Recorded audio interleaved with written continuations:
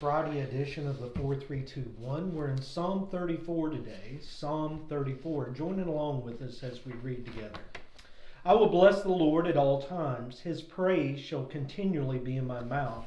My soul will make its boast in the Lord. The humble will hear it and rejoice. Oh, magnify the Lord with me, and let us exalt his name together. I sought the Lord, and he answered me and delivered me from all my fears. They looked to him and were radiant, and their faces will never be ashamed. This poor man cried, and the Lord heard him and saved him out of all of his troubles. The angel of the Lord encamps around those who fear him and rescues them. O taste and see that the Lord is good. How blessed is the man who takes refuge in him. O fear the Lord, you his saints, for to those who fear him there is no want. The young lions do lack and suffer hunger, but they who seek the Lord shall not be in want of any good thing. Come, you children, listen to me. I will teach you the fear of the Lord. Who is the man who desires life and loves length of days that he may see good? Keep your tongue from evil and your lips from speaking deceit. Depart from evil and do good. Seek peace and pursue it. The eyes of the Lord are toward the righteous, and his ears are open to their cry. The face of the Lord is against evildoers, to cut off memory of them from the earth. The righteous cry, and the Lord hears and delivers them out of all their troubles. The Lord is near to the brokenhearted and saves those who are crushed in spirit. Many are the afflictions of the righteous, but the Lord delivers him out of them all. He keeps all his bones, not one of them is broken. Evil shall slay the wicked, and those who hate the righteous will be condemned. The Lord redeems the soul of his servants, and none of those who take refuge in him will be condemned. Guys, what do you see in the psalm? This psalm, like most psalms, spends a lot of time talking about God and why God is worthy to be praised and why we need to just adore him with everything. But this psalm, like most psalms, also focuses on how we respond to God. I want you to notice several verses. First of all, verse 4, I sought the Lord, and he answered me.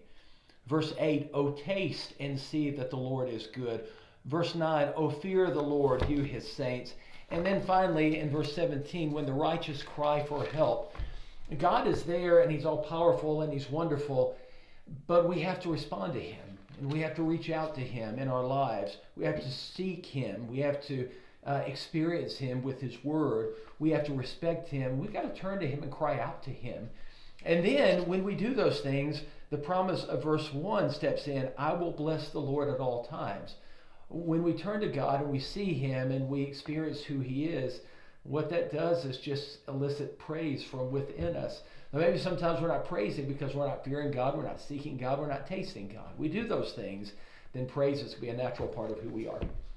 Yeah, and just building off of that, the question then is, well, why should we seek God the way David describes it here? Why should we fear him? Why should we go through all of this? And I think the answer comes at the very last verse when he says, the Lord redeems the life of his servant. None of those who take refuge in him will be condemned. I think sometimes we make the mistake of looking at God as he may or may not do something for me. He may or may not save me. And I think we need to have a lot more confidence in that, in what God is able to do for us, like David does here. He seeks God because he knows that God is the one who redeemed his life, because he's the one who's serving him. And he knows that he will not be condemned because he has placed all of his confidence in God. He has taken refuge in God. He's made God his fortress. And so I just want to encourage us all this morning to seek God like Mark talked about, because we have that kind of confidence in what God can do for us. Two great applications. I hope they helped you or caused you to think about this psalm. If you have any thoughts about Psalm 34, let us know here in the text below.